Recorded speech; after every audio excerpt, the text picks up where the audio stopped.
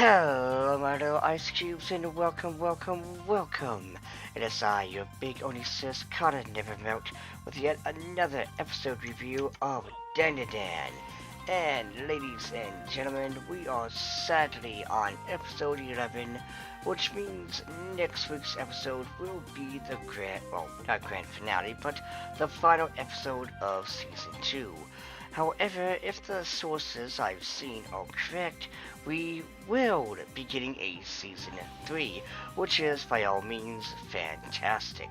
However, again, I got to re-look to make sure that the sources are credible, but let's be honest, this is a really good anime.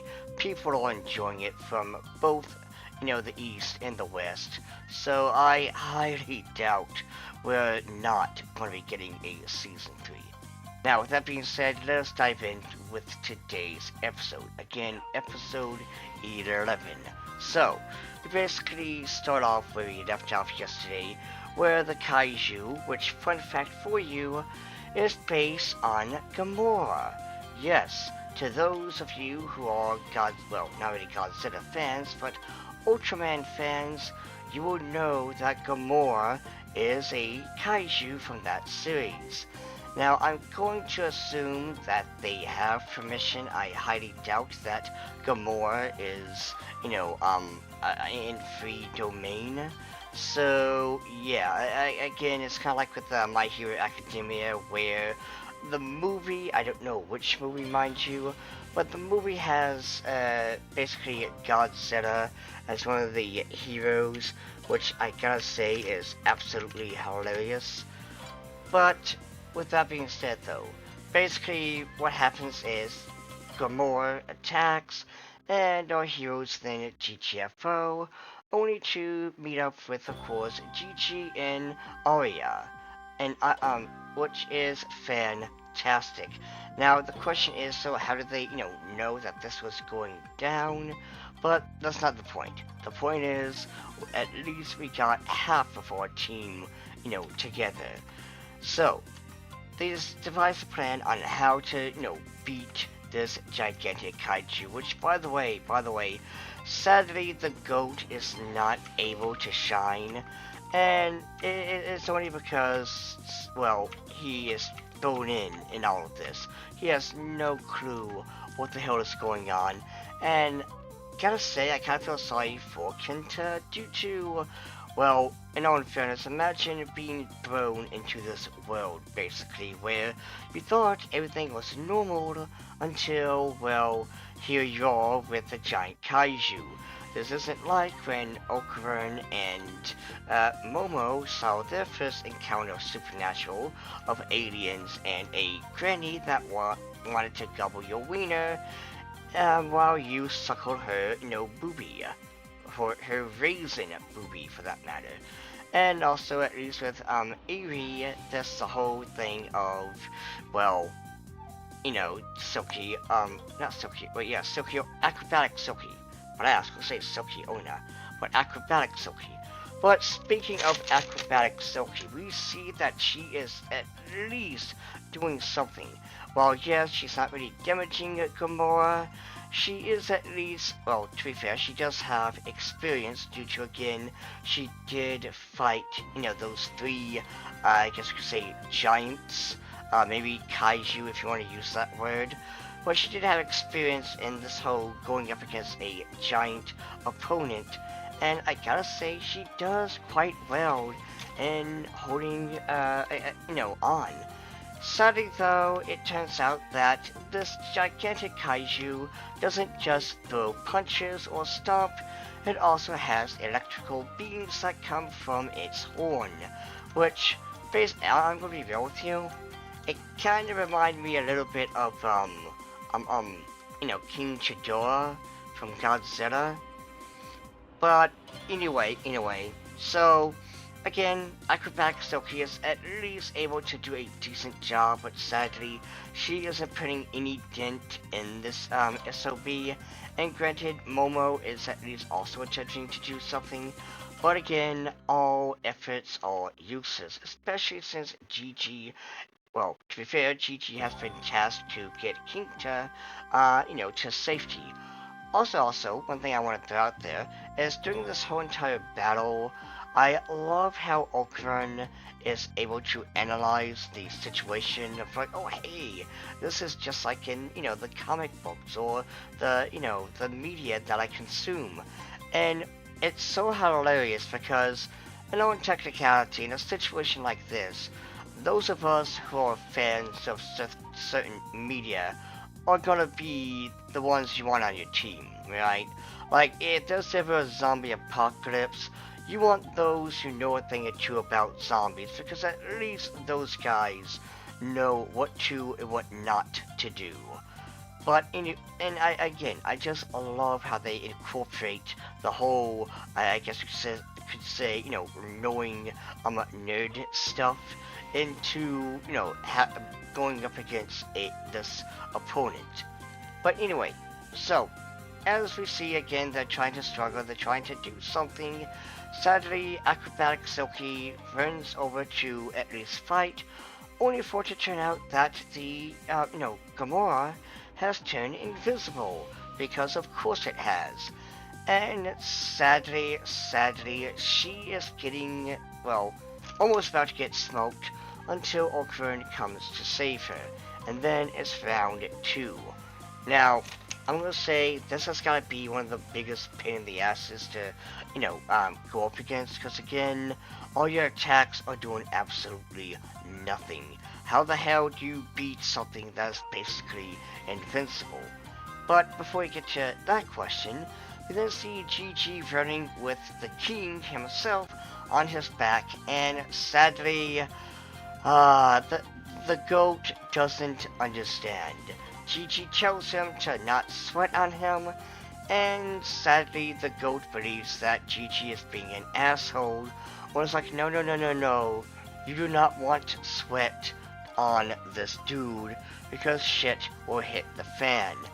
And so we get a bit of a psych out where he does get some sweat on him, but it's like, oh no, he's able to hold it back until, for whatever reason, the goat gets like this shock expression of nani, only for it to be flash to the evil eye. And the goat is sadly, or not sadly, but the goat is lucky that the evil eye has a no-killing policy due to, again, the promise he made with Okurin. However, though, he believes it's Tuesday and wants to fight, and so he then leaves the king to try to search for Okurin. And then we swap back over to the fight with Gamora, which sadly is not going anywhere. And sadly, even more sadly, Okran is basically out of, I guess you could say, juice. So, again, how the hell do you defeat this giant SOB? So the only thing they can do is basically retreat, and as they do, Okran is holding, Avery in his arms, and as they get back to Momo's grandma's house, well, this scene was just so fucking hilarious. We have, of course, our favorite little, prophecy princess basically latched on to Okran, and it turns out she was faking the whole time. She was faking being injured just so she could hug him and basically rub it in, Momo's face. But that's not all, because now the evil eye, as well as Kenta, have, finally, come up there. Of course, the evil eye wants to smoke, but, Okran can't due to, well, again, Kaiju is coming. And so as I try to figure out how do you stop this SOB, we find that Momo touches the house and it starts to light up, to which Okran is analyzing, and as he does, he finally realizes, oh hey, we can use the nanoskin.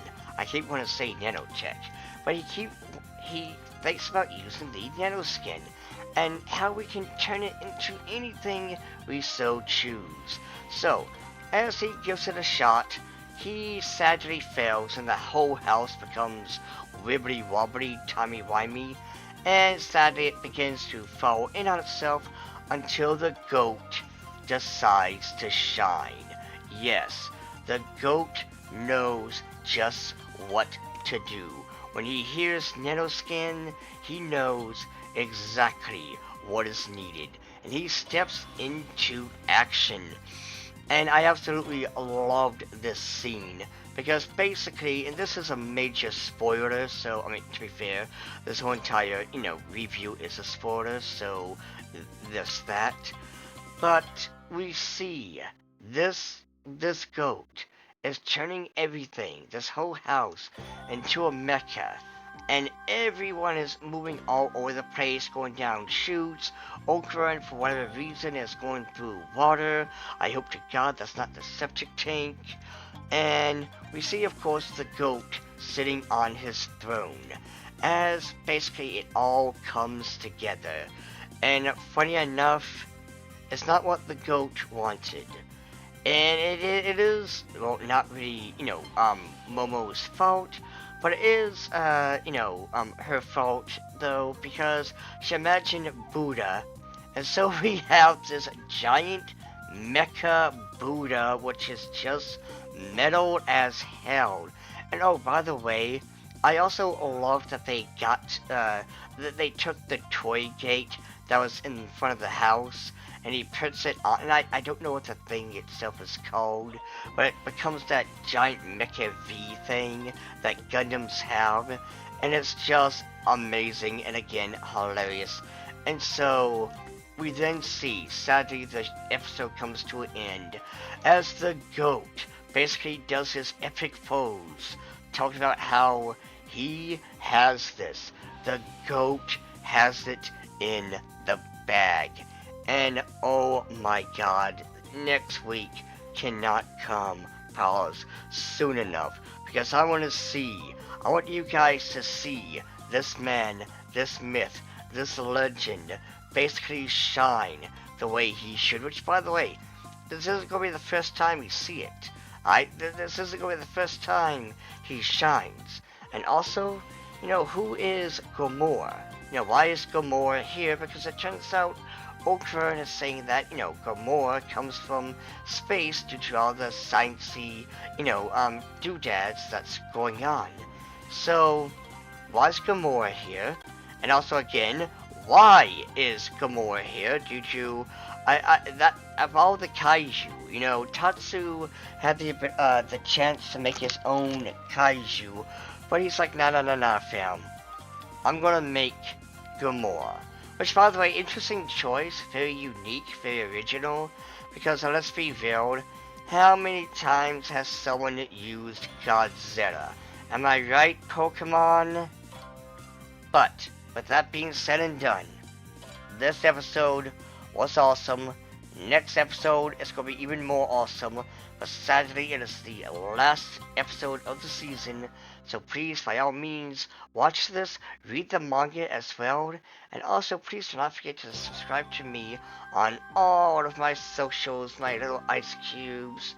Okay, bye!